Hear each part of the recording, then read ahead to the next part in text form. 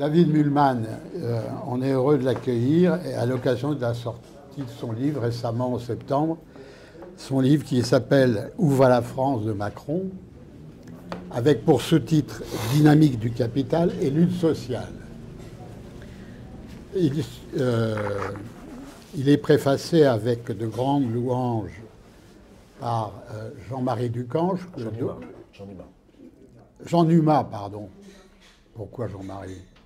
C'est déjà... C'est un prénom qui ne s'oublie pas, Jean Numa Ducange, et qui dit des choses très fortes et très touchantes à propos de ce livre. Ce livre, d'ailleurs, vous en avez là amené par David quelques exemplaires, que vous pourrez ainsi, à l'issue de la conférence, vous en procurer un exemplaire, que David se fera un plaisir de vous dédicacer. Qu'est-ce qu'il y a à dire d'autre? Je vais commencer par un truc singulier.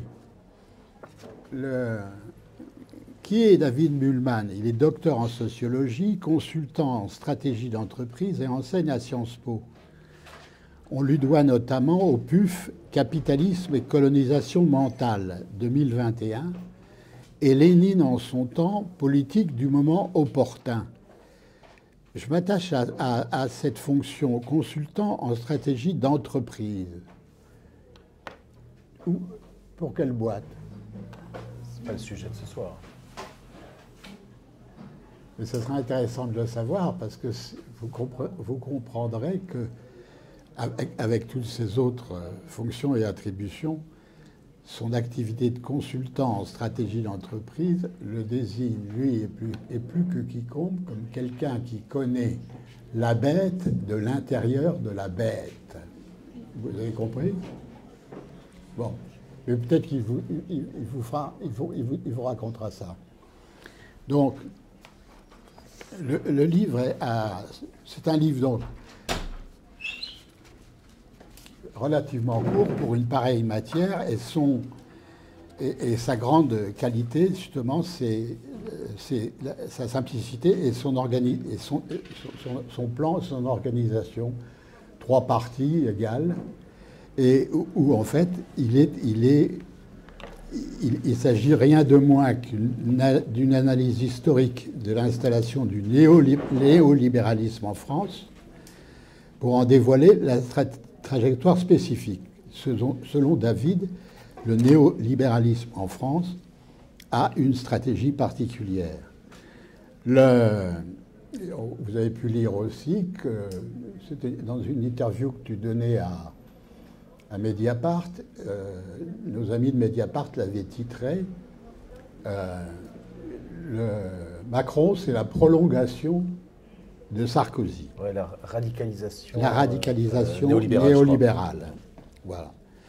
Alors, donc, c'est ça dont il va être question. Il va être aussi question du pouvoir institutionnel, comment, dans ce contexte, il se déplace, s'autonomise du contrôle citoyen et de la représentation parlementaire.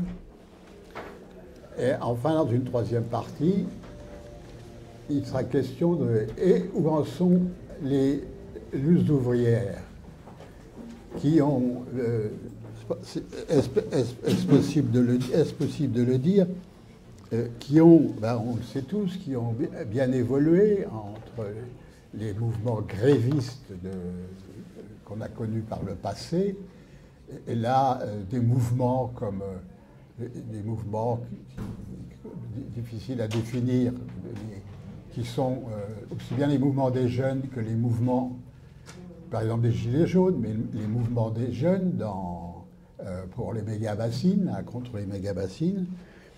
Donc, David fait un effort rappelle tout ça, et c'est donc une invitation à connaître un peu quels sont les outils de la lutte aujourd'hui. J'avais évoqué Jean Numa Ducange et non pas Jean-Marie comme préfacier du livre. Il n'hésite pas à dire que son bouquin permet une prise de recul stratégique telle qu'elle n'a pas été faite en France depuis les luttes de classe en France et le 18 Brumaire de Louis Bonaparte de Marx.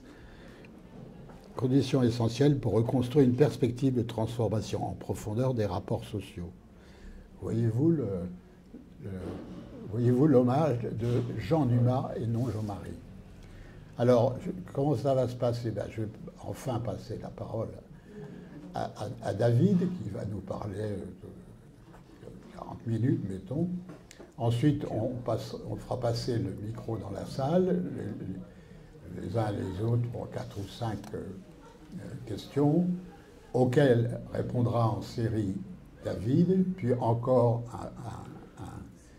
un petit flux de questions auxquelles répondra David avant de passer à sa conclusion et que nous le levions tous pour aller nous procurer son bouquin et nous le voir dédicacé par notre ami avant de passer à table. Allez, bonne soirée. Bon, écoute, merci beaucoup Philippe, et puis merci à la Société Louise Michel et à vous tous pour cette invitation qui m'honore. Donc effectivement, j'ai sorti là en septembre ce livre qui s'appelle « Où va la France de Macron ? Dynamique du capital et lutte sociale ». Et comme l'a dit, alors je vais parler peut-être 30 minutes, je ne vais pas prendre 40 minutes pour ne pas non plus fatiguer l'auditoire, et puis l'idée c'est aussi d'avoir des questions, je vais essayer de faire assez court. L'idée, c'est aussi de montrer la continuité avec mes précédents livres, effectivement, et notamment avec le livre que j'ai publié aussi aux Presses universitaires de France l'année dernière, qui s'appelait « Lénine en son temps, politique du moment opportun », qui était une analyse interne des textes de Lénine, donc des 47 tomes tels qu'ils ont pu être publiés en français, pour essayer d'essayer de comprendre quelles étaient les lignes de force de la pensée de Lénine, ce qui n'a pas été fait depuis les années 68, grosso modo. Et pourquoi, finalement, j'ai fait ça et pourquoi j'ai fait ensuite ce livre?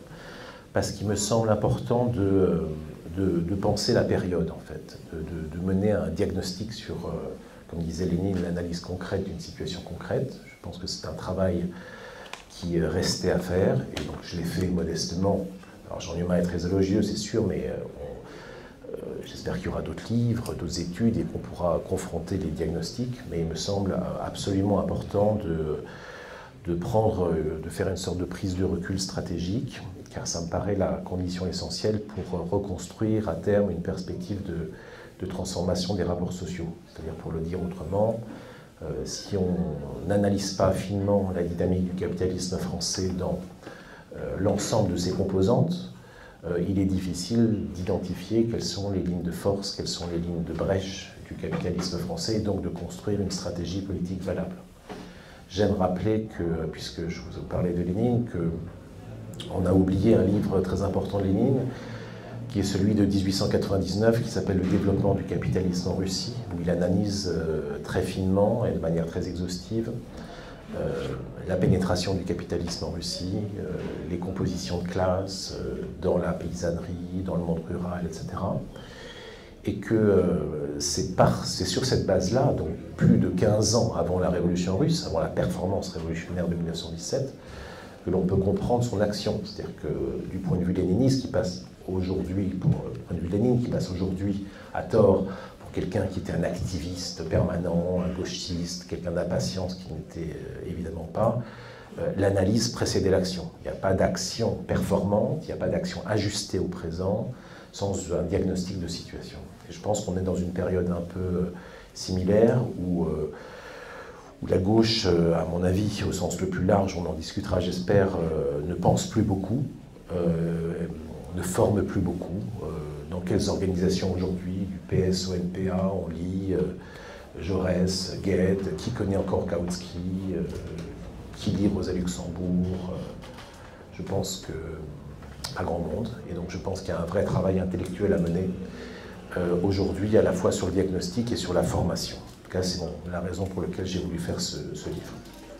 Donc, effectivement, il s'agissait d'actualiser d'une certaine manière, de mettre au jour l'analyse de la France telle qu'elle a pu être faite par Marx, donc ces deux textes séminaux qui sont Les luttes de classe en France et le 18 Brumaire de Louis-Napoléon Bonaparte, à partir d'une analyse des structures profondes de la société française et d'identifier quels étaient les faits les plus importants, les faits saillants, à la fois les faits qualitatifs et puis les faits quantitatifs. Je n'ai pas inventé l'eau tiède ni la roue. Il y a un ensemble de statistiques publiques très bien faites en France, que ce soit statistiques de l'INSEE, que ce soit des observatoires d'inégalité. Il y a énormément de choses. Et en fait, il s'agissait d'abord de faire un travail de recensement exhaustif, d'analyse, pour une fois de plus essayer de comprendre quelle était la situation française.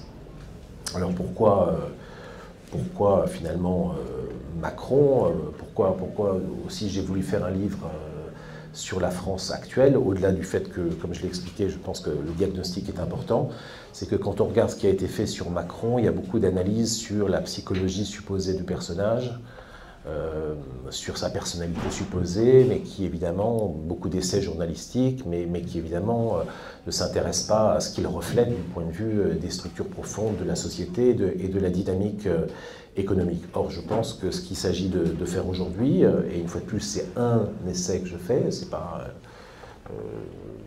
il y en aura d'autres, il est critiquable sur certains éléments, et c'est très bien.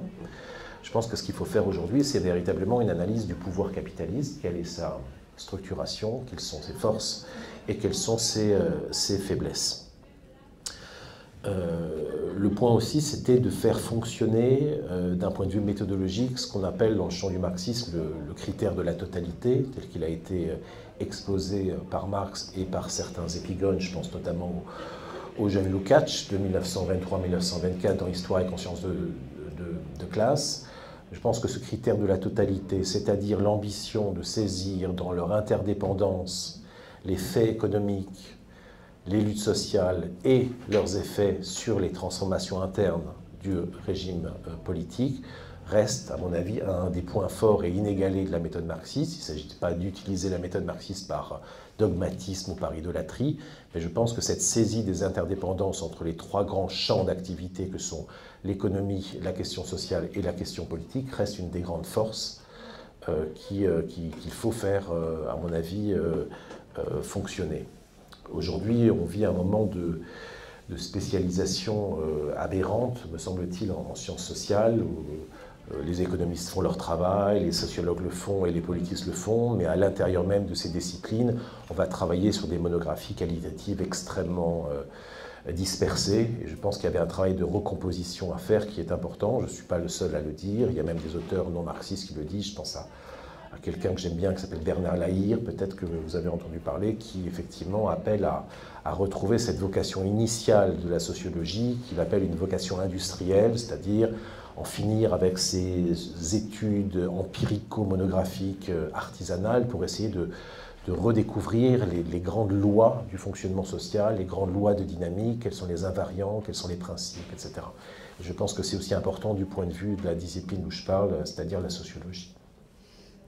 Alors voilà un peu d'un point de vue méthodologique ce que j'ai voulu montrer. Alors, de quoi parle le livre et qu'est-ce qu'il montre grosso modo? Alors il montre, à mon avis, trois choses.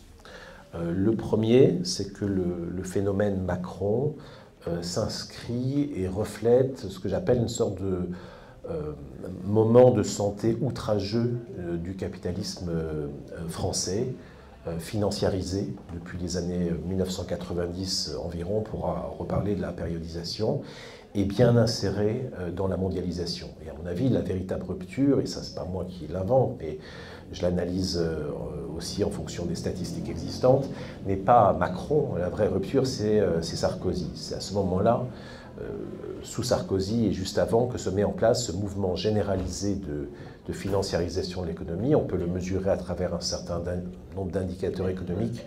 Je pense notamment à ce qu'on appelle les IDE, c'est-à-dire les investissements directs étrangers, c'est-à-dire où on voit bien à la fois qu'un ensemble d'acteurs financiers internationaux font des prises de pouvoir dans les entreprises, grandes entreprises françaises, et qu'à l'inverse, les capitaux des entreprises françaises s'internationalisent de plus en plus, et qu'on a ainsi une sorte de circulation croisée de plus en plus forte des capitaux entre la France et le monde. Donc il y a ce moment-là, je dirais, de financiarisation de l'économie. Et le deuxième moment important que je pense qu'il faut repérer, c'est qu'en même temps qu'il y a cette financiarisation générale de l'économie, à partir des années 90, la France se spécialise dans ce que j'appelle la division internationale du capital. C'est que quand on regarde là aussi l'économie et où se font les profits, il est tout à fait frappant que comment dire, la plus-value, en tout cas les taux de profit les plus forts, se font que dans quelques secteurs spécialisés qui sont largement des secteurs de services, qui sont notamment le luxe, la santé, technologie, armement et également banque assurance, sur lequel la France reste encore aujourd'hui un acteur extrêmement puissant. Les grandes banques françaises sont extrêmement puissantes à l'échelle mondiale. Donc il y a ce double mouvement, à la fois financiarisation générale et spécialisation dans la division internationale du capital, ce qui explique par exemple ce dont on parle tout le temps, qui est le déficit de la balance commerciale. C'est la fameuse désindustrialisation. La désindustrialisation dont on parle, ce n'est pas un mauvais choix des gouvernants, enfin ça l'est, on peut le critiquer, mais ce n'est pas une décision. C'est une logique structurelle qui s'est imposée et qui a positionné la France dans le secteur des services, avec effectivement les effets de chômage ou de paupérisation dans les secteurs industriels traditionnels. Cette financiarisation s'est faite de manière extrêmement brutale car rapide en France, par rapport par exemple au modèle anglo-saxon qui s'est développé, vous le savez, dans les fin des années 70-80 avec évidemment Thatcher et Reagan. En France, il existait jusqu'au milieu des années 80 une sorte de consensus entre les forces gaulliennes et les forces de la gauche pour construire une sorte de modèle à la fois économique et social français, avec une sorte de régulation par l'État des grands secteurs économiques. Il s'agissait de construire des fleurons industriels nationaux. Et il y a eu ce moment de basculement où justement la question économique aujourd'hui a été moins de construire des fleurons industriels nationaux puissants régulés par l'État que d'être capable d'insérer certains secteurs de pointe dans la mondialisation avec les effets sociaux que l'on a. Et c'est là où un des points intéressants, à mon avis, de l'analyse marxiste est de montrer justement cette corrélation entre les nouveaux personnages qui tiennent l'État et ce mouvement de l'économie.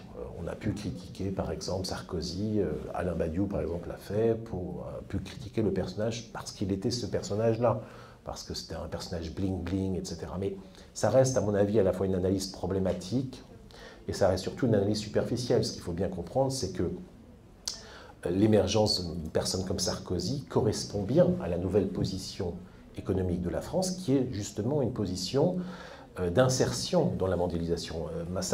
Sarkozy, d'une certaine manière, incarne une sorte de cadre dirigeant, un VRP de l'économie mondiale qui va au Qatar, en Arabie Saoudite, vendre de l'armement, vendre de l'énergie nucléaire. Et donc il y a une correspondance entre là où on est d'un point de vue économique et le type de personnage qui émerge et qui est fortement en rupture, par exemple avec des types de leadership qui étaient beaucoup plus gaulliens, Pompidou, De Gaulle, qui étaient des personnages aussi intrinsèquement différents, précisément parce qu'il s'agissait à cette époque-là non pas d'insérer la France dans une mondialisation financière, mais de construire des fleurons nationaux industriels régulés par l'État. Donc on voit bien, à mon avis, une correspondance entre les personnages et les types de leadership, d'une certaine manière, et la position de la France dans l'économie mondiale et ses évolutions.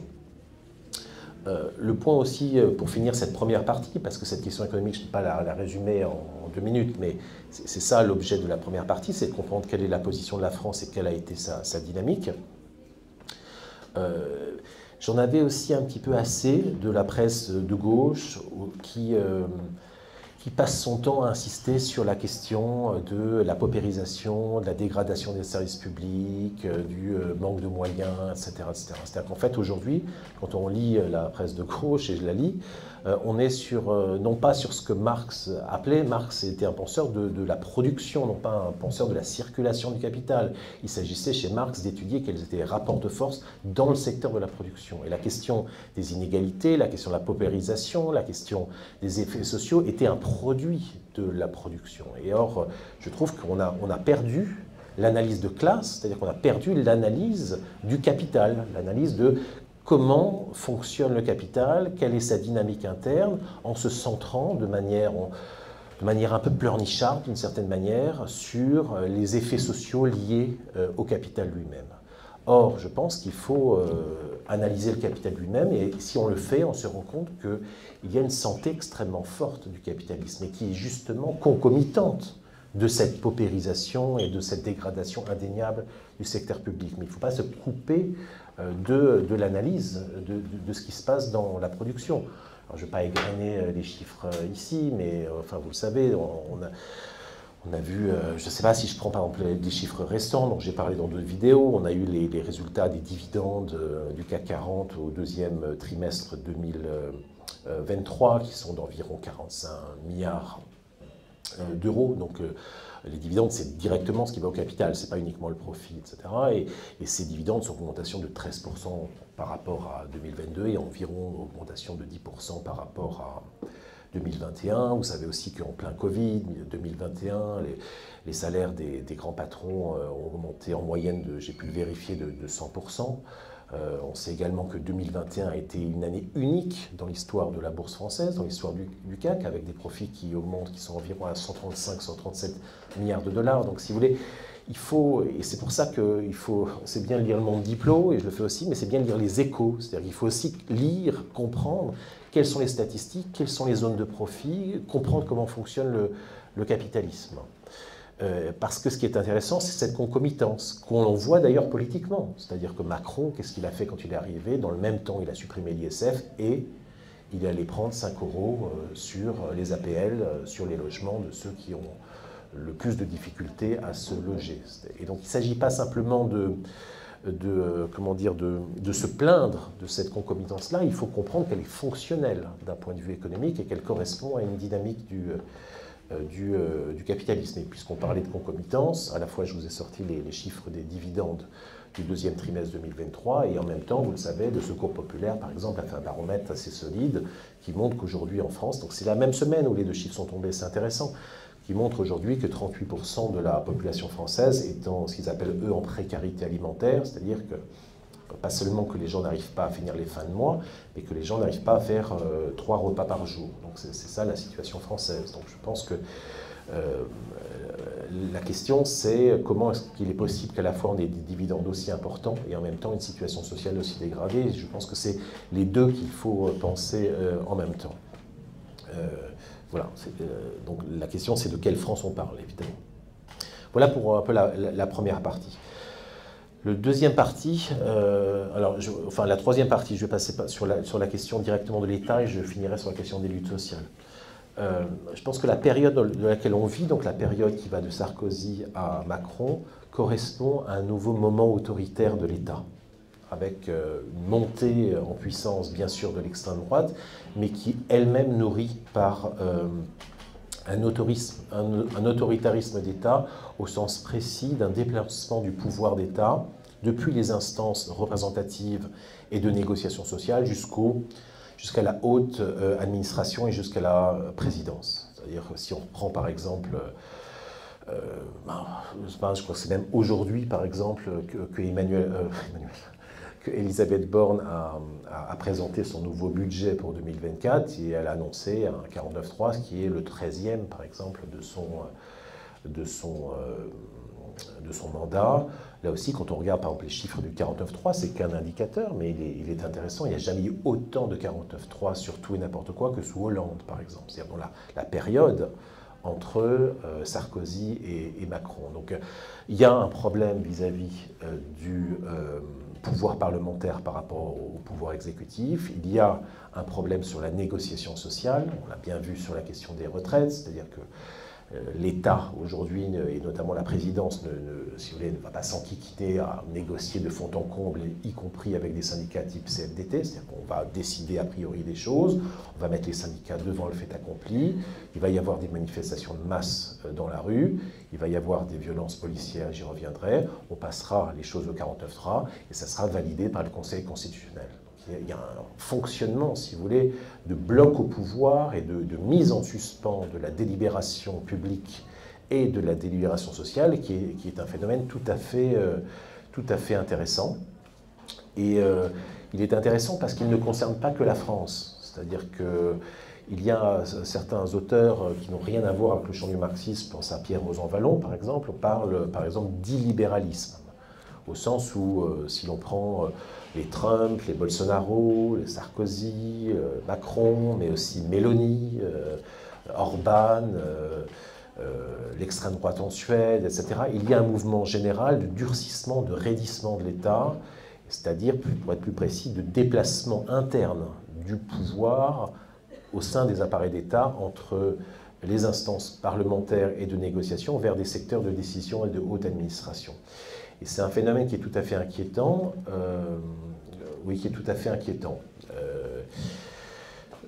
voilà. Avec aussi la question du durcissement du maintien de l'ordre, on en parle très souvent, je ne vais pas y revenir, les violences policières, etc. C'est-à-dire que ce qui est aussi intéressant, c'est que quand on dit que l'État, c'est pour ça qu'il faut aussi sortir, à mon avis, uniquement d'une lecture de presse de gauche, c'est-à-dire qu'il ne s'agit pas uniquement de dire que l'État se désinvestit des services sociaux, parce qu'en fait, quand on regarde les chiffres, c'est pas seulement qu'ils se désinvestissent des secteurs sociaux, c'est qu'il investit dans le secteur répressif d'État. Le budget de l'armée, 40 milliards cette année, en augmentation de 3 milliards, et quand on regarde ce qu'il y a dans les 3 milliards, il y a aussi une augmentation significative de l'armement pour la gendarmerie, qui est une branche d'armée, et qui joue un rôle dans les nouvelles techniques de nassage, de répression des manifestations. Donc il y a véritablement quelque chose qui se joue au niveau de l'appareil répressif d'État. Comme le disait Bourdieu, quand on donne à la main droite de l'État, on ne peut plus donner à la main gauche. C'est d'une certaine manière ce qu'il voulait dire, c'est-à-dire que quand on investit dans les appareils répressifs de l'État, on peut difficilement investir dans plus d'infirmières, plus de profs, etc. Il y a véritablement, là aussi, c'est intéressant de regarder le budget de l'État pour voir justement cette concomitance entre ce qui est plus donné à certains et moins à d'autres. Je reviendrai sur la question du fascisme et du procès de fascisation dans un instant. Et dernier point qui me semble intéressant à noter dans cette question du durcissement de l'État, c'est que historiquement, on sait qu'il y a un lien entre l'émergence de la bourgeoisie économique, donc d'un libéralisme de marché, et la démocratie politique. C'est un fait qui est avéré, qui a été montré par beaucoup d'historiens, c'est-à-dire qu'on a longtemps pensé qu'il y avait une concomitance entre finalement le développement du capitalisme privé, la concurrence, le marché, et le développement du libéralisme politique, ce qui est vrai historiquement, puisque le parlementarisme correspond à la montée en puissance de la bourgeoisie. Aujourd'hui, ce qu'on voit, c'est qu'il y a sans doute un risque que ce capitalisme tardif puisse s'accommoder de formes d'État beaucoup plus autoritaires. Et ça, c'est un point qui est plutôt inquiétant. Alors, quel est le troisième point sur les luttes sociales stricto sensu? Donc là aussi, j'ai essayé de regarder l'ensemble des luttes sociales depuis 1945. Donc j'ai repris l'ensemble des séquences, essayant de les corréler au cycle économique. J'ai regardé le nombre de jours de grève. Là aussi, on a un appareil statistique remarquable en France. On peut voir ce qu'on appelle les JINT, donc les jours individuels non travaillés. On peut voir si c'est des conflits collectifs, des conflits individuels, si c'est des grèves perlées, si c'est des débrayages. Donc on peut regarder assez finement, à la fois quantitativement et qualitativement, ce qui se passe. Et en fait, il y a deux constats qui émergent, pour résumer rapidement le livre. Le premier, et ça il est presque évident, c'est qu'on est passé d'une logique, comme tu disais Philippe, de centralité ouvrière à un éparpillement des luttes, avec des luttes qui deviennent de plus en plus plurielles. Depuis les années 68-70, c'est une évidence, les luttes des jeunes, les luttes des femmes, les luttes écologistes, les luttes pour l'appropriation des territoires, etc., les luttes de genre, les luttes sur les questions du racisme, etc. Donc il y a un éparpillement des luttes. Et on le voit effectivement, tu l'as rappelé, par exemple, il y a qui sont des ZAD, il y a Sainte-Soline, il y a beaucoup de mouvements qui se constituent aujourd'hui, mais qui ne sont pas fédérés, qui ne sont pas organisés, tels que pouvait l'être le mouvement ouvrier. Donc il y a une logique d'éparpillement et d'émiettement, ou un mouvement qui devient de plus en plus composite. Et dans le même temps, ça c'est un point intéressant, c'est que le nombre de jours de grève, au sens strict, diminue historiquement. Alors évidemment, il y a des pics, 95, 2008, etc., mais la tendance longue est aux baisses du nombre de grèves. Et le point plus exact, qui pose un vrai problème, à mon avis, pour la gauche, à la fois dans la stratégie syndicale et politique, c'est qu'on a à la fois conséquence de ces deux points, éparpillement et baisse de la centralité ouvrière, c'est qu'on a des grands mouvements sociaux, mais on n'a pas pour autant de grève. On a les gilets jaunes, qui sont on peut critiquer, tout ce que vous voulez, mais les gilets jaunes, c'est un phénomène important, si vous voulez, sociologiquement, c'est une vraie mobilisation, qui était le samedi surtout, mais quand on regarde, donc important, qui a mobilisé le pays, mais quand on regarde le nombre de jours de grève de lundi au vendredi, il est extrêmement faible. Alors j'ai pris par exemple l'analyse des retraites, là, des luttes sur les retraites début 2023, et là aussi c'est intéressant, parce qu'indéniablement les syndicats catalysent, puisqu'il y a eu des millions de manifestants, mais quand vous regardez le nombre de jours de grève, donc la lutte de classe au sens traditionnel, c'est-à-dire la lutte pour le contrôle sur l'outil de production, pour créer un rapport de force avec le capital et avec l'État, le nombre de jours de grève est extrêmement fort. Donc on se trouve dans un véritable problème, qui est que les mobilisations citoyennes sont importantes et les grèves sont faibles. Et on ne peut pas comprendre, me semble-t-il, l'échec quand même de la mobilisation sur la retraite. C'est pas parce qu'il n'y avait que 2 millions, il aurait fallu 5 ou 6 millions. C'est que si vous prenez les 2 millions de manifestants et vous en faites 2 millions de grévistes, le rapport de force aurait été totalement différent. Donc la question qui se pose pour la gauche et pour les syndicats, c'est comment on réinvestit l'espace de travail pour faire en sorte que les mobilisations citoyennes deviennent des mobilisations de classe dans l'entreprise. Et donc là, il y a une véritable tendance historique longue à ce que j'appelle un décrochage entre la question des grèves et la question des mobilisations. Ce qui est à la fois sympathique, puisque du coup on a pu intégrer des mobilisations qui n'étaient pas naturellement dans le logiciel ouvrier. Je pense à la question écologique, je pense à la question des jeunes, je pense à la question des territoires. Donc il y a des nouveaux sujets qui émergent, mais ces nouveaux sujets ont du mal à s'articuler avec des luttes sur le plan du travail. Or, moi j'ai tendance à penser que la question de la lutte au sein de l'entreprise ou dans les usines reste quand même un outil maître pour créer un rapport de force favorable. Donc voilà, voilà sur la question de cette articulation entre questions politiques, questions sociales et questions économiques. Et donc ces trois phénomènes-là, donc j'essaie de résumer brièvement les phénomènes, enfin les conclusions importantes, j'ai essayé de les unir, de les unifier sous la bannière effectivement du critère de la totalité, en montrant le côté systémique, c'est-à-dire que c'est précisément parce qu'on a un recul inédit historiquement de la lutte sociale au sens précis de la lutte de classe que cette nouvelle offensive capitaliste menée par les secteurs financiers peuvent se faire et qu'elle est armée d'une certaine manière par un appareil d'État de plus en plus répressif vis-à-vis des perdants de la mondialisation. Donc il y a une véritable logique en boucle qui pose un énorme problème stratégique pour ceux ou celles qui prétendent mener une transformation sociale, puisqu'il y a à la fois un recul de la capacité de mobilisation dans l'espace du travail et qu'il y a un État qui est pour le coup mobilisé, et puis une bourgeoisie qui est effectivement mobilisée. Alors, en France, une fois qu'on a fait le diagnostic, je pense qu'il y a au moins une double conséquence de cette situation, selon moi, à discuter. Premièrement, c'est que je pense qu'il n'y a pas d'alternative. Il n'y a pas d'alternative actuellement, c'est-à-dire qu'on s'oriente vers ce que j'appelle un pourrissement sans crise, c'est-à-dire un mouvement où il va y avoir à la fois une paupérisation, un déclassement social de plus en plus fort, une offensive de classe de plus en plus forte et une tendance à la répression d'État qui va s'accentuer. Le risque étant également celui d'un décrochage entre des mouvements sociaux de plus en plus éclatés et les appareils syndicaux traditionnels. On l'a vu dans le cas des Gilets jaunes, même si ensuite les syndicats ont essayé de se raccrocher. On l'a vu encore plus récemment sur la question des émeutes urbaines, qui étaient des émeutes peut-être pas spontanées, mais en tout cas décorrélées des appareils traditionnels de la gauche. Et donc le risque qu'on a à faire aussi, à moins d'être anarchiste, ce que je ne suis pas, c'est celui d'une violence désordonnée. Le risque de cette dynamique-là, c'est pas du tout la résistance à cette logique systémique que j'essaie de pointer, c'est le risque d'une violence désordonnée et absolument pas fonctionnelle du point de vue de la capacité du mouvement social à avancer. Des émeutes urbaines, ça se réprime très bien, il n'y a aucun problème, si vous voulez, du point de vue de l'ordre public. Alors, la question qui se pose, et il y a pas mal d'essayistes qui se la posent, c'est est-ce que cette logique de raidissement, si vous voulez, de l'État, est-ce qu'elle amène à ce que certains appellent un procès de fascisation?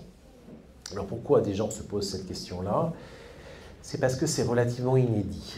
Je veux dire par là, quand on relit les travaux qui ont été faits au moment de la chute de l'Union soviétique, tout le monde, de l'extrême gauche à l'extrême droite, d'une certaine manière, qui était encore sur un mode libéral et pas sur le mode Marine Le Pen, c'est-à-dire avec un affichage social, pensait finalement que l'idée d'un État hypertrophié était une sorte de vieillerie du développement historique. C'est-à-dire que c'était, les trotskistes pensaient, voilà, la bureaucratie quelque part est tombée, et toute la droite disait, l'État finalement moderne, c'est l'État modeste, pour reprendre l'expression d'un sociologue libéral qui est Michel Crozier, qui titrait État moderne, État modeste. C'est-à-dire l'idée qu'avec la chute de l'URSS, qu'on allait vivre finalement une époque où l'État serait largement recul et que l'idée d'une hypertrophie de l'État était quelque chose de désuet. Or, ce qu'on se rend compte maintenant, c'est qu'effectivement, peut-être pas, et peut-être que la voie qui s'annonce, c'est plutôt celle de la Russie ou de la Chine, si je devais caricaturer, c'est-à-dire des voies où à la fois se développe de manière intensive le capitalisme et le taux d'exploitation avec des formes de contrôle sur les citoyens de plus en plus fortes. Donc c'est pour ça qu'il y a un effet de surprise qui n'a été prévu par personne, à mon avis, à l'exception d'un seul, si je voulais faire un peu d'histoire du marxisme, qui est quelqu'un que vous connaissez peut-être, un auteur que vous avez peut-être lu, qui s'appelle Nikos Poulantzas, qui était un marxiste des années 70, qui a écrit son dernier livre qui s'appelle L'État, le pouvoir, le socialisme. C'est en 78, ça remonte. Et son dernier chapitre s'appelait Un nouveau moment autoritaire de l'État. Et je me souviens, enfin, j'avais 4 ans, donc je ne m'en souviens pas, mais j'ai lu les débats quand Poulantzas a sorti ce livre, et c'était assez intéressant parce qu'il s'est fait vraiment rentrer dedans, si je puis dire, parce qu'en 78, si vous voulez, même la gauche était sur une logique, en avant sur l'autogestion, en avant sur la cogestion, en avant sur le libéralisme culturel, etc. Et l'idée de pouvoir pointer en 78, l'idée que finalement il y allait avoir un déplacement du pouvoir et qu'on allait, dans les capitalismes avancés, avoir un pouvoir de plus en plus répressif, était de quelque chose de totalement anachronique. Alors il semble que finalement il ait plutôt raison dans sa prédiction. Alors voilà pourquoi certains parlent de fascisme. Alors moi je ne pense pas du tout, je vous le dis, que l'on puisse parler aujourd'hui d'un procès de fascisation en France. Moi je parle de néolibéralisme autoritaire, mais il peut y avoir d'autres termes, celui dit libéralisme. Néolibéralisme autoritaire au sens d'un mixte précis entre ce que j'appelle l'offensive de classe, vous avez compris de ce que ça recouvre, et un moment de raidissement de l'État. C'est ce mixte qui est tout à fait particulier. Pas parler. Alors certains disent Macron fasciste, Le Pen fasciste, etc. Je ne pense pas du tout, pour plusieurs raisons. La première, c'est que il faut savoir raison garder. Le fascisme est un phénomène tout à fait circonscrit d'un point de vue historique et sociologique. Le fascisme, c'est la répression physique, l'extermination physique, si vous voulez, des militants du mouvement ouvrier, c'est la déportation massive de millions de personnes, et c'est surtout la suspension, la mise en suspens de la démocratie et de la République. Je pense qu'on ne va pas du tout dans ces signes-là d'une mise en suspens du régime démocratique. Et je pense qu'il faut se prémunir d'utiliser des signifiants aussi durs, parce que si un jour, effectivement, la trajectoire autoritaire nous mène à la question du fascisme, il faudra le penser comme tel, plutôt que d'essayer de rabattre ce nouveau moment autoritaire sur le fascisme qu'il n'est pas. Et puis la deuxième raison, c'est que, n'importe quel politiste le sait, c'est que la trajectoire du RN ou du Front National consiste plutôt à essayer de se dédiaboliser et d'enlever, si vous voulez, les éléments fascistes qui l'ont indéniablement constitué. Ils font les gentils au Parlement, etc. Et si demain, parce que c'est la trajectoire qui s'annonce, à mon avis, c'est l'extrême droite, qu'elle s'appelle Marine Le Pen, Zemmour, ou je ne sais qui, ou Ciotti, etc., viendra au pouvoir en 2027, ce dont je ne doute pas.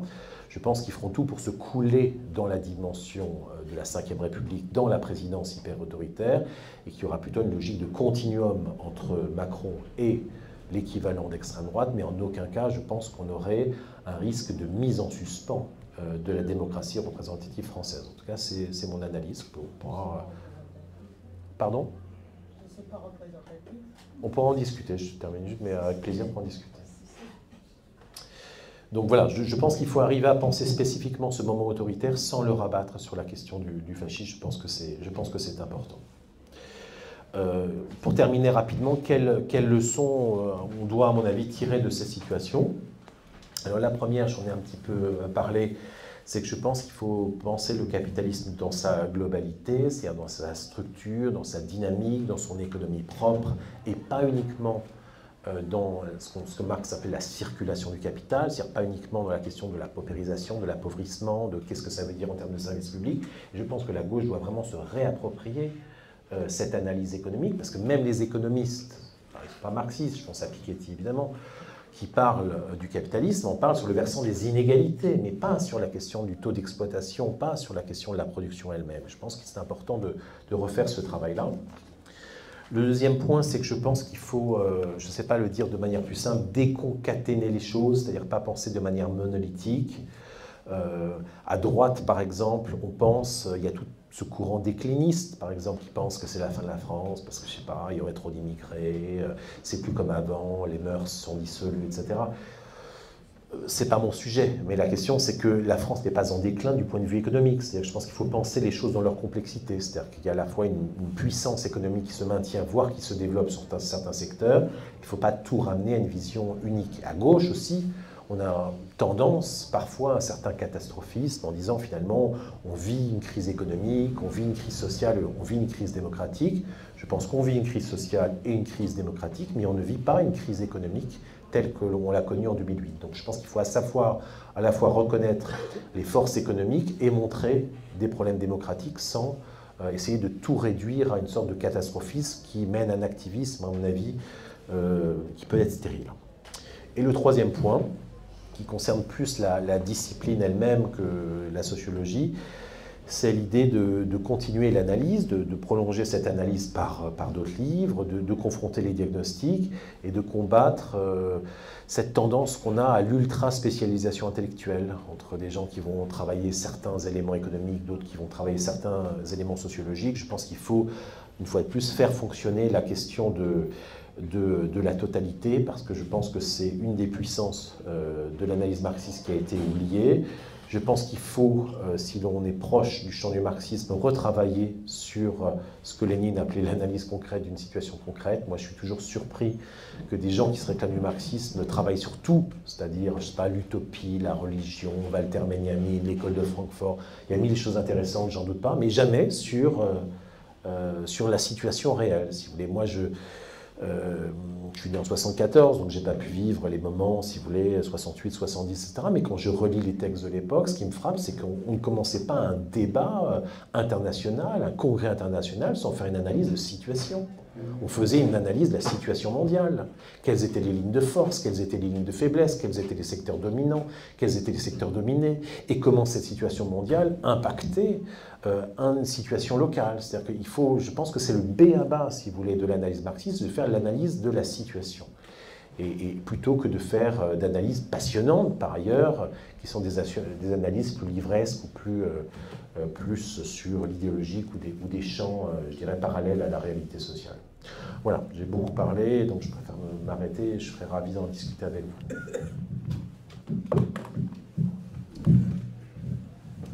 Merci. Alors, on va faire un premier tour de... Voilà déjà une main qui se lève. Pierre, tu veux bien passer derrière toi?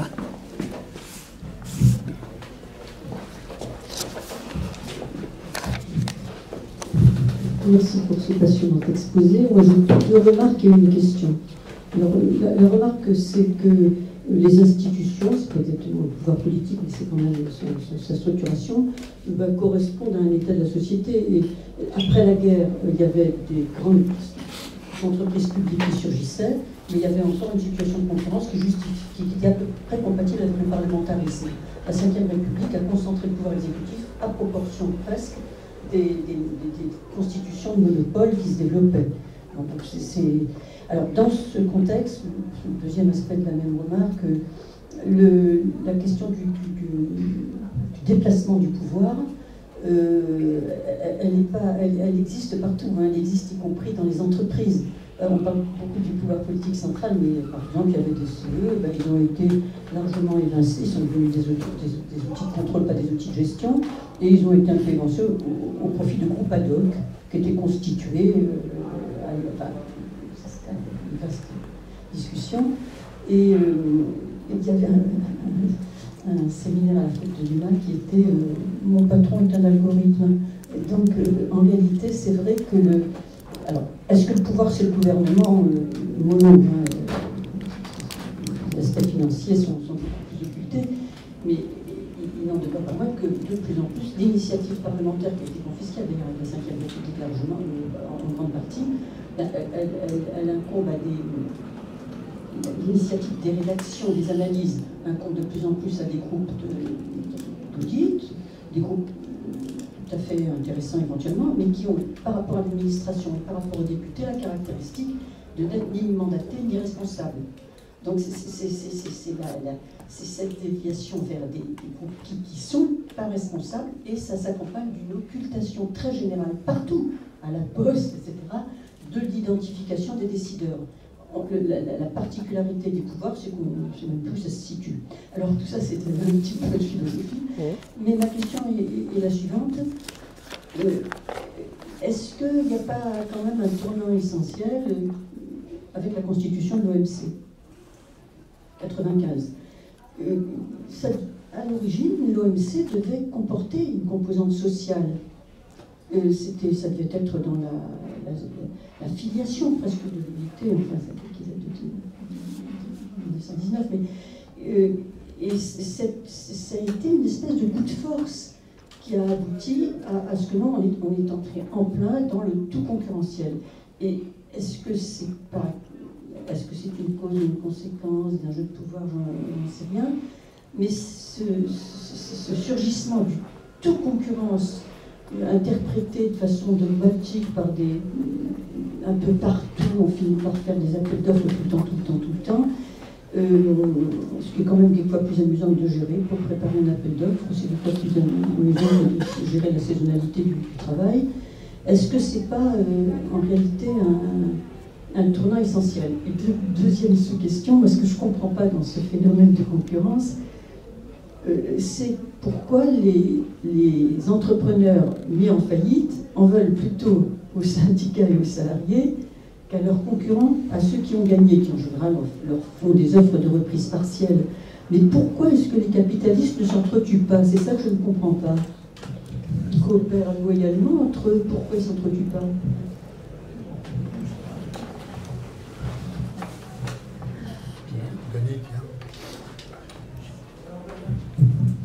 Oui, merci pour votre exposé.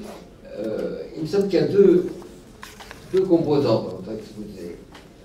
Une analyse extrêmement précise, enfin je pense que dans votre livre c'est extrêmement fondé, explicité, concernant ce qu'est le capitalisme néolibéral aujourd'hui, sa financiarisation, et d'autre part votre analyse de l'évolution du pouvoir dans son rapport à l'évolution de la situation économique. En revanche, concernant ce que j'appellerais les luttes sociales de la société, je dirais qu'on n'a pas, vous ne proposez, en tout cas dans votre exposé, vous ne proposez pas une analyse, mais un constat. Un constat qui en gros dit chute, régression des syndicats, régression du nombre de grèves, et puis un terme qui m'a un peu choqué quand même, éparpillement des mouvements sociaux. Éparpillement, c'est quand même quelque part un refus de prise en compte de cette explosion des mouvements sociaux dans une grande diversité, mais enfin, les gilets jaunes, c'est vraiment un phénomène qui a dérouté radicalement, et qui est aussi, à mon avis, un reflet de quelque chose qui est très profond dans la société. Autrement dit, ce qui me laisse un peu perplexe, c'est-à-dire que cette revendication de caractériser la société française comme totalité, articulant l'économique, le politique et le social, il y a vraiment un manque. Pourquoi la chute des syndicats? Pourquoi moins de grève? Au-delà du constat, quelles sont les analyses que l'on peut faire? Alors, bon, on pourrait, je ne vais pas vous faire un procès d'intention, mais en gros de dire, avant c'était, les choses étaient plus claires, on avait la totalité avec ces trois composants. Ce qui ressort de votre exposé, c'est que la totalité, il y a deux éléments qui font sens, mais la troisième composante, qui est quand même la société, et donc la possibilité de transformer le pays, me laisse vraiment un peu sur ma faim. Est-ce que je réponds? Parce qu'il y a beaucoup de choses.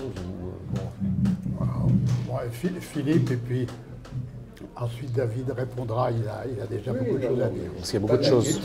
Merci pour votre exposé.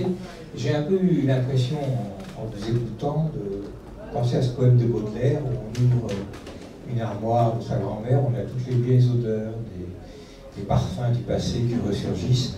Et j'avais l'impression d'être au comité central de la LCR dans les années 90, où j'étais d'ailleurs, il y a enfin un exposé de l'époque. C'est-à-dire que, d'ailleurs, vous l'assumez totalement, puisque vous dites le cache, la totalité, la réalité, comme si on était capable comme ça de dire, moi je vous parle de la réalité. C'est tellement compliqué de savoir ce qu'est la réalité. Hein. Pas la peine d'avoir lu Lacan, et je ne suis pas lacanien, pour savoir la difficulté, ou la totalité, etc., en référence à Lukács ou autre. Le capitalisme tardif, en référence à Mandel. Moi, je suis surpris justement de cet aspect qui, très franchement, effectivement, m'a rappelé ce passé, mais avec lequel, à mon avis, on ne peut pas continuer. Quoi? Avec lequel on ne peut pas continuer, ni dans les modes d'analyse, ni dans les modes d'organisation, d'ailleurs, ni dans aucune façon.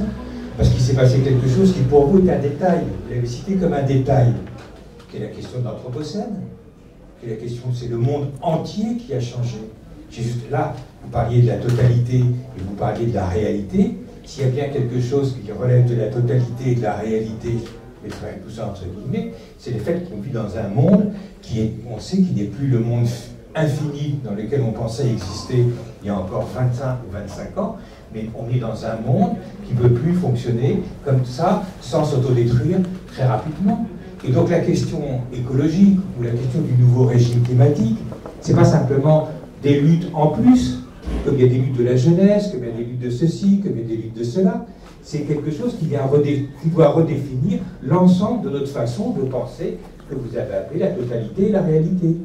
Et j'ai été aussi souvent, maintenant quelques années, confronté à des exposés dans des cadres plus militants, où quelqu'un faisait un exposé politique qui ressemblait un peu au vôtre, grosso modo, quelques détails près, et qui était en gros d'accord avec ce que vous dites, et sur la méthode, et sur les conclusions d'ailleurs, et qui, quand on lui posait la question que je vous pose, mais vous n'avez pas dit un mot sur cette question, de que le monde est en train de se détruire, et que donc que la définition même du capitalisme doit changer, que peut-être la définition même des classes sociales doit changer, parce que la question des rapports de production n'est plus les mêmes, parce qu'ils sont devenus des rapports de destruction. D'ailleurs, on peut s'inspirer de Marx, parce que Marx lui-même avait employé cette formule dans l'idéologie allemande. Donc, sont devenus des rapports de destruction réellement. Et c'est pas simplement des rapports de destruction qui s'y ajoutent, c'est des rapports de production qui sont fondamentalement en train de... On perçoit maintenant de plus en plus comme étant des rapports de destruction du monde. Et il m'a répondu, ah oui, c'est vrai, j'ai oublié, mais effectivement, il faudrait rajouter un chapitre là-dessus, mais etc. Mais non, on ne peut pas oublier ça. Ça ne peut pas être une question. En plus, ça change tout. Ça change tout parce que vous, surtout vous parlez, pas, moi je ne le ferai pas, mais vous parlez au nom de la réalité et de la totalité, très bien. Mais d'autant plus, si vous parlez au nom de la totalité, le monde n'est plus le même aujourd'hui et à l'époque de Lénine ou de Mandel, ou etc. Mais le changement, il est là. Il est dans le fait que c'est le monde qui a changé. C'est la totalité dans laquelle nous vivons qui a changé, qui est en phase de destruction accélérée. Et effectivement, le type de rapport de destruction dans lequel on vit accélère les choses. Et donc, d'une certaine manière, Latour avait cette formule, il disait, vous rêvez de faire la révolution, mais la révolution, elle a eu lieu. Pour là, aujourd'hui, il faut ravauder les choses, parce que la révolution a eu lieu, c'est l'Anthropocène qui est la véritable révolution qui a eu lieu et qui a tout bouleversé. Aujourd'hui, on est dans une situation de ravaudeur. Il faut essayer de raccommoder les choses, de revenir le plus vite possible, si c'est possible, à la situation antérieure, c'est-à-dire à une situation où l'activité humaine ne modifie pas l'ère géologique dans laquelle on vit. Est-ce que c'est possible? Peut-être pas, d'ailleurs. Peut-être qu'on n'y arrivera pas, mais si on n'y arrivera pas, le monde dans lequel on entre est un monde qui n'est plus transformable, politiquement, socialement. Parce que le monde sera tellement détruit, sera tellement barbarisé, qu'on ne pourra même plus penser sa transformation. Donc c'est quand même un événement considérable, ça. Il y avait aussi chez Mandel, c'est vrai, qui est parti aux ressources, cette idée que c'était socialisme ou barbarie. Et là, ça y est, la barbarie, on est dedans. On n'est pas dedans peut-être comme on y pensait. Mandel évoquait le rétablissement de l'esclavage, enfin des choses là. C'est pas ça. Mais on est dans la barbarie par...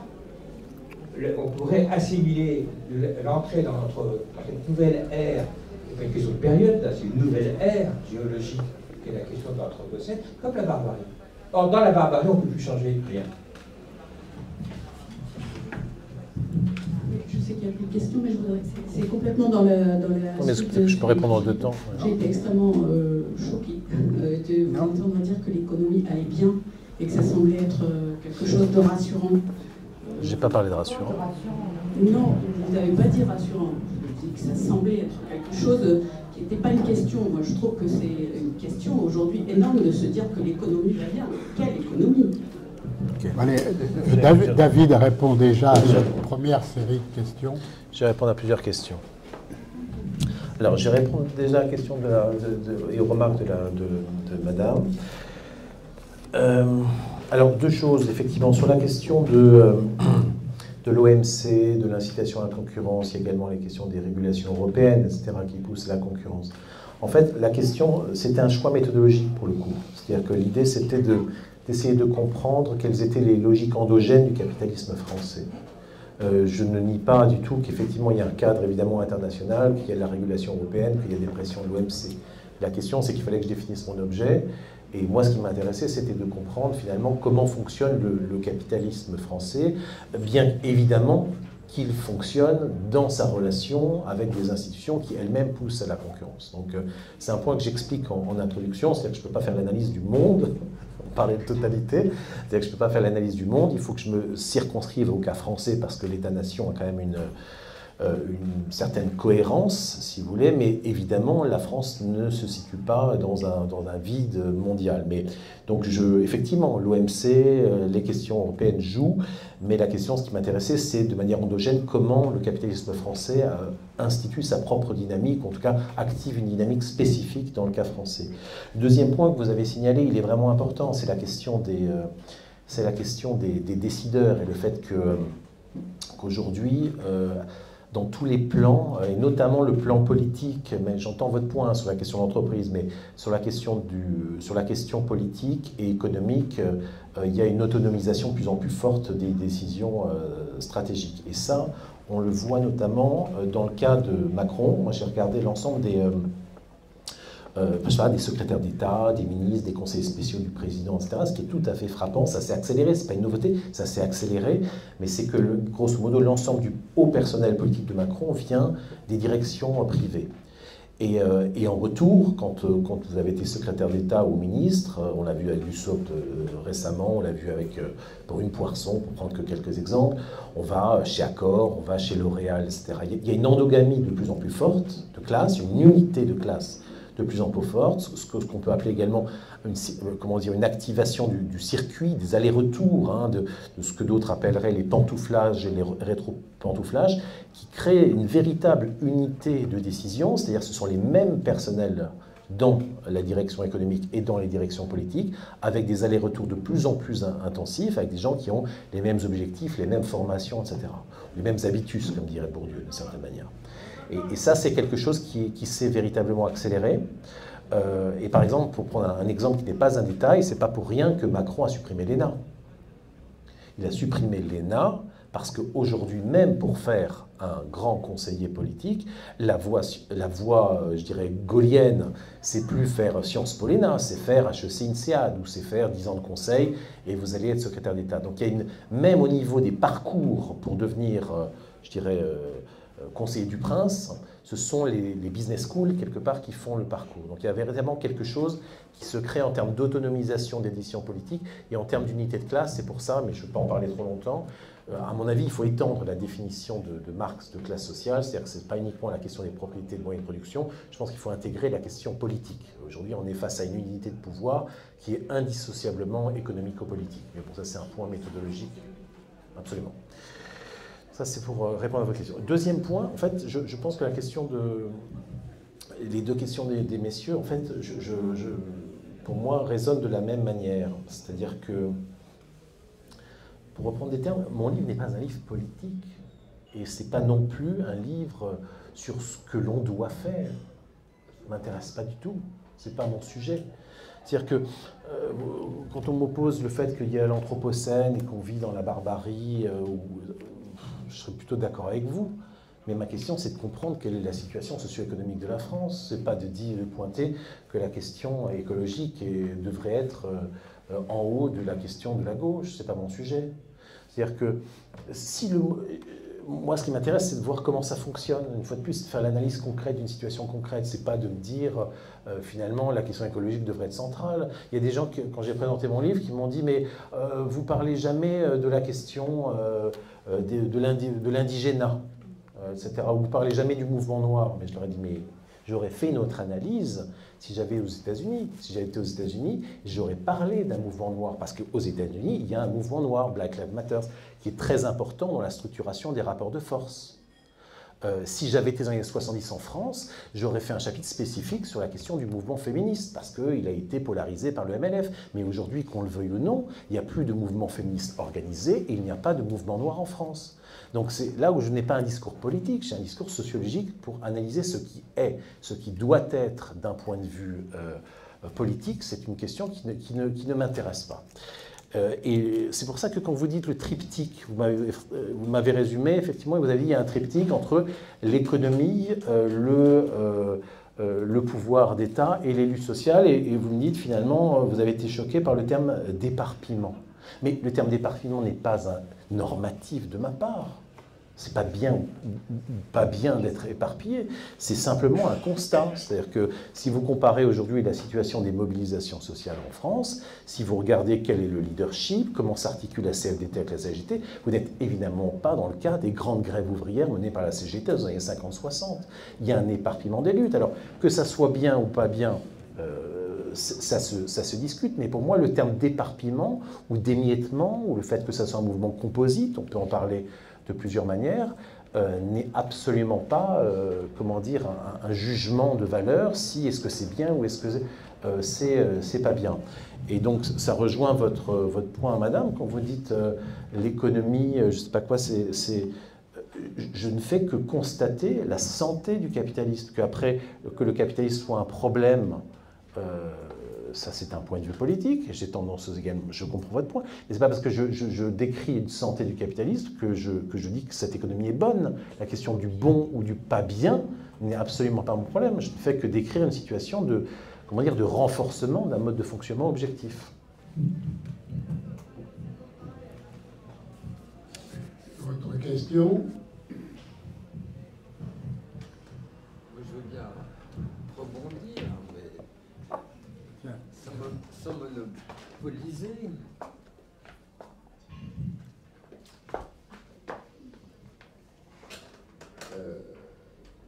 Concernant toujours ce problème du social, Nancy Fraser, dans son livre Cannibal Capitalisme, montre que au-delà du système d'exploitation de la force de travail, qui est la logique fondamentale du capitalisme, il y a ce qu'elle appelle des préconditions non économiques, et là, elle met en évidence et le problème, disons, de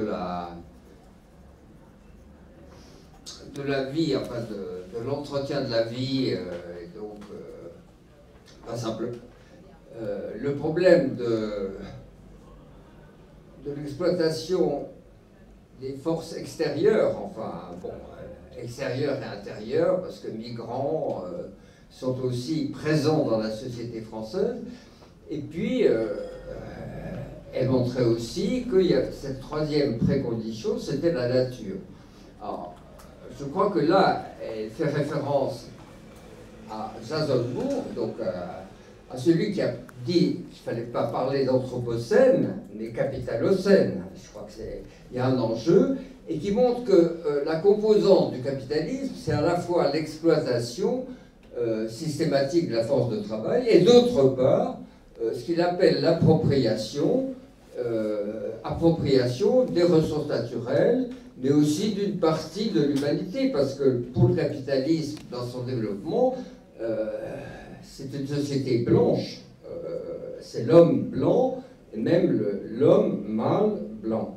Et que femmes, esclaves, migrants, immigrés, etc., constituent cette composante qu'il appelle l'appropriation et qui est présente dès le début, y compris aussi pour le problème de la nature. Donc je crois que par rapport à prendre en compte la totalité du système, je crois qu'il faut prendre en compte ces préconditions, et à ce moment-là on comprend mieux aujourd'hui le développement des différents mouvements sociaux, que ce soit migrants, y compris les banlieues, que ce soit le problème pas simplement de MeToo, parce que je crois que c'est beaucoup plus radical, le problème de la situation des femmes, etc., et puis le problème de la nature. Donc je crois que par rapport à l'idée de totalité, si on ne prend pas en compte ces préconditions, il y a, à mon avis, un certain nombre de points noirs.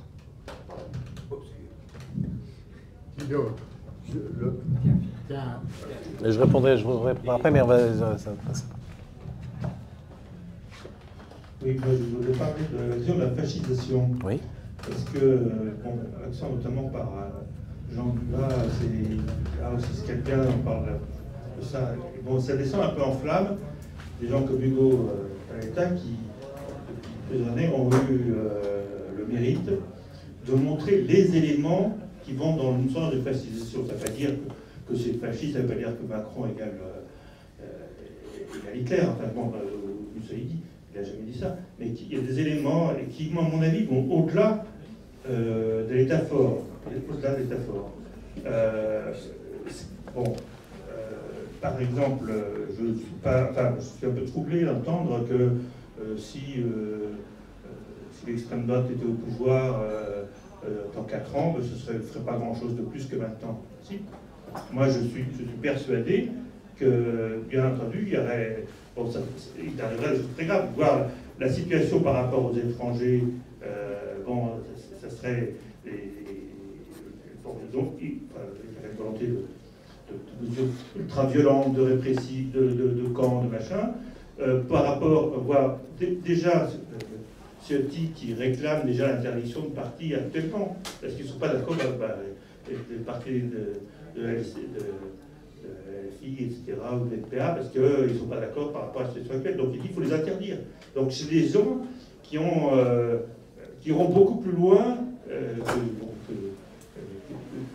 ce qu'on dit, ce qu'on pense. Et je pense que ce qui est très grave, justement, c'est que tous les moyens leur ont été donnés par la Constitution de la Ve République, amendée par la pratique macronienne. C'est-à-dire qu'ils n'ont pas besoin de faire un coup d'État pour avoir tous les pouvoirs. Et bon, moi, je trouve que c'est un peu gênant d'avoir ce qui est dit, qui finalement minimise un peu le problème. Je réponds peut-être à ces choses-là. Alors sur votre point, puis je répondrai sur votre question pour clarifier ce que je voulais dire. Sur la question de la fascisation, alors si Marine Le Pen arrive au pouvoir demain, évidemment, il y aura, si vous voulez, en termes de mouvement de rue ou en termes de... enfin, il y aura des ratonnades, enfin, c'est une évidence qu'il y aura des fractions d'ultra-droite, effectivement, fascistes, qui sont là et qui sont absolument prêtes à se déchaîner. Là, ça c'est une évidence, et qu'ils auront blanc-seing ou autonomie relative, etc. Je n'en sais rien. Mais moi, la question, c'est simplement le régime. Je pense qu'il faut avoir une définition stricte, en tout cas rationnelle, de qu'est-ce que c'est que le fascisme. Si vous voulez, dans le champ du marxisme, on sait quand même penser les états d'exception. Marx a pensé le bonapartisme, on peut penser le césarisme, on peut penser le national-populisme, on peut penser le totalitarisme. Enfin, si vous voulez, il n'y a pas que le fascisme, si vous voulez. Il faut penser la pluralité des régimes autoritaires. Et il y a une pluralité des régimes autoritaires. Que vous vouliez ou non, le régime du maréchal Pétain, c'est pas le même que le régime de Mussolini, qui n'est pas le même que celui de Hitler. Entre le national-catholicisme de Salazar et le nazisme allemand, ce ne sont pas les mêmes régimes, ce ne sont pas les mêmes modes de domination, ce ne sont pas les mêmes fonctionnements idéologiques. Donc, si vous voulez, on a une tendance à l'extrême gauche, si vous voulez, dès qu'on voit un raidissement de l'État, à dire fasciste, ce qui est, à mon avis, déjà une manière de réduire les choses historiquement, parce que, je le répète, ce ne sont pas les mêmes choses. Et puisque quelqu'un, je crois qu'il s'appelle Philippe, me disait que j'étais un lecteur de Mandel, ce qui est absolument vrai. Moi, ce qui m'a toujours frappé quand les trotskistes parlaient du fascisme, c'est qu'ils mettaient dans le même sac, par exemple, fascisme italien et nazisme. Ce qui est un véritable problème, si vous voulez. N'importe quel politiste, si vous voulez, en deuxième année de sciences politiques, fait une différence entre fascisme et nazisme. Les choses ne sont pas aussi simples, si vous voulez. Donc, je pense, du point de vue du régime d'État, si on a une définition du régime autoritaire fasciste comme étant spécifiquement une mise en suspens, un écrasement du débat démocratique, qu'est-ce qui est d'autre le fascisme italien et le fascisme dans sa version nazie que la fin des institutions démocratiques? Est-ce qu'aujourd'hui, on peut penser que l'extrême droite électorale, RN ou je ne sais quoi, a pour projet de suspendre la démocratie française, de supprimer l'Assemblée nationale? Moi, je pense que non. J'espère que j'ai raison. Mais je pense que, si vous voulez, on peut à la fois pointer les dérives autoritaires de l'État, et je suis le premier à le faire, sur la question des violences policières, sur la question du rapport aux étrangers, etc., sans parler de fascisme, le fascisme étant un mouvement spécifique de mise en suspens de la démocratie et d'extermination de millions de gens, si vous voulez.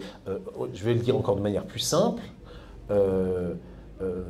Éborgner ou énucléer 200 gilets jaunes, comme l'a fait la police française en France, et je regrette pour ces gens-là, ça n'en fait pas une police fasciste. Ce n'est pas la même chose d'énucléer 200 gilets jaunes dans les conditions où ça s'est fait, et de déporter 6 millions de juifs à l'est de l'Europe. C'est pas la même chose. Voilà. Et donc je pense qu'il faut utiliser le signifiant fasciste avec précaution. C'est mon point de vue. Quant à la question que vous aviez posée, qui était sur la question de l'Anthropocène, etc., de Fraser. De Fraser. Là, je pense aussi, il y a deux débats. Il y a un débat théorique et puis il y a une analyse empirique. Moi, je fais une analyse empirique de la situation française. Qu'on puisse avoir des définitions extensives du capitalisme qui intègrent la question de la domesticité, donc la question de l'exploitation des femmes à la maison, la question des indigènes, la question du colonialisme, je n'ai aucun problème, ce sont des débats théoriques. Moi, ce qui m'intéresse, c'est savoir, grosso modo, face au capitalisme, quels sont les mouvements sociaux existants en France. Voilà. Donc aujourd'hui, si vous voulez, si vous aviez un mouvement social de 2 millions de personnes se réclamant d'écologie politique en France, il serait central dans mon livre. Mais aujourd'hui, il n'y a pas à ça.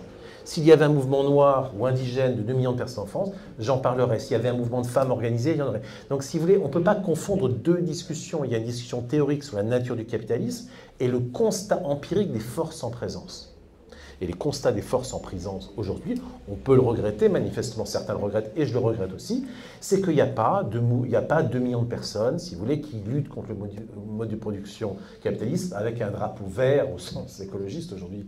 Faire attention, avec un drapeau vert de l'écologie qui est mobilisé. Donc si ça y était empiriquement, j'en parlerais, ça n'existe pas, on peut le regretter, mais la question du regret, c'est-à-dire la question de la politique, une fois de plus, c'est pas mon problème. Mon problème, c'est la sociologie empirique, c'est pas ce qui devrait être, c'est ce qui est et pas ce qui devrait être.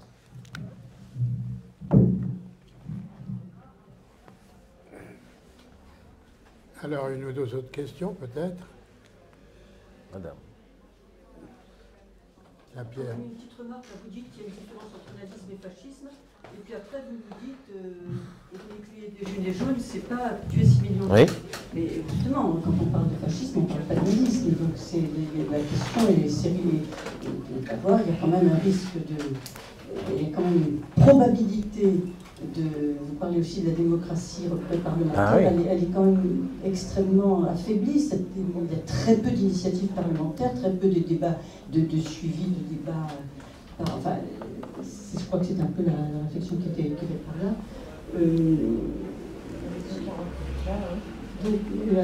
Allez-y, j'entends pas. J'entends pas.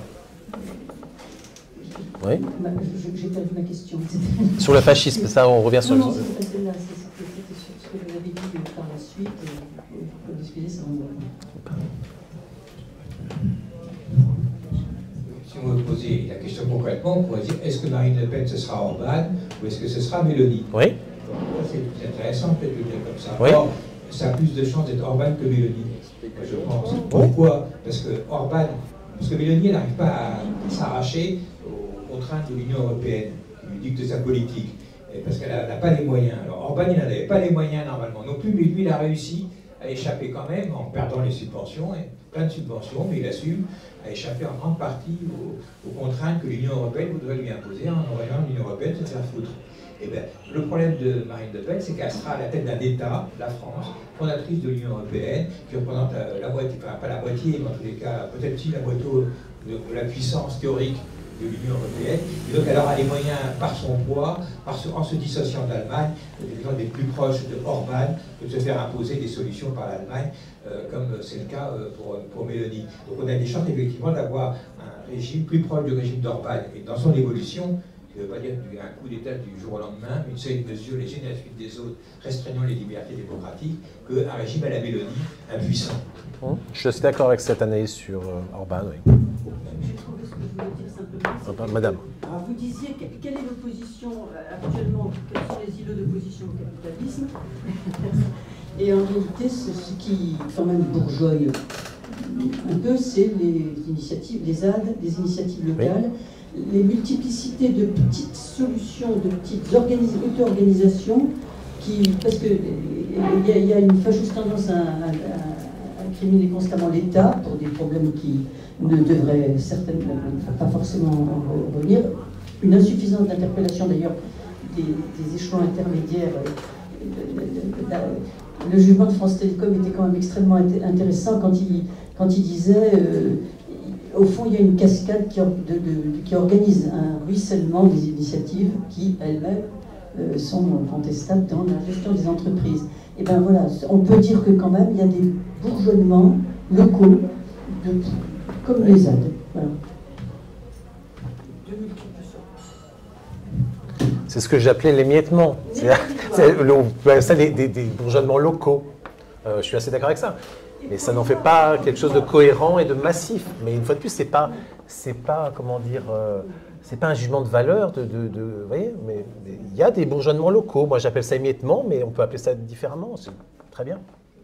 Et quand vous parlez aussi d'abandon de la représentation institutionnelle, vous n'avez pas parlé du tout du fait que les gens ne votent plus et qu'ils votent de moins en moins. Et pourquoi ils votent de moins en moins? Parce qu'ils sont pas représentés, c'est un cercle vicieux. C'est vrai.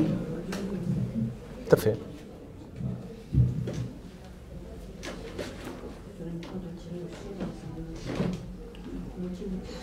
Bon, alors, un mot de conclusion maintenant, si besoin. Non, j'ai pas de conclusion, juste pour vous remercier. Le livre est fait pour ces débats-là. Je pense qu'il y a des grands enjeux stratégiques face à nous. Il y a la question de l'écologie, on en a un peu parlé, la question de comment on agrège, je veux dire ça comme ça, des mouvements composites, ou en tout cas des mouvements locaux. Comment on relie finalement la lutte de classe traditionnelle à des mouvements sociaux qui ne sont pas naturellement liés au mouvement ouvrier. Il y a la question politique de l'autonomisation du pouvoir et du durcissement de l'État, et comment elle le qualifie, est-ce que c'est fasciste, pas fasciste, etc. Écoutez, voilà, j'ai essayé modestement de contribuer à cette analyse-là. J'espère qu'il y en aura d'autres et j'espère que ça servira à constituer non pas un programme, mais en tout cas un axe d'action qui puisse synthétiser un peu tous ces enjeux. Alors, merci pour vos questions. Bon.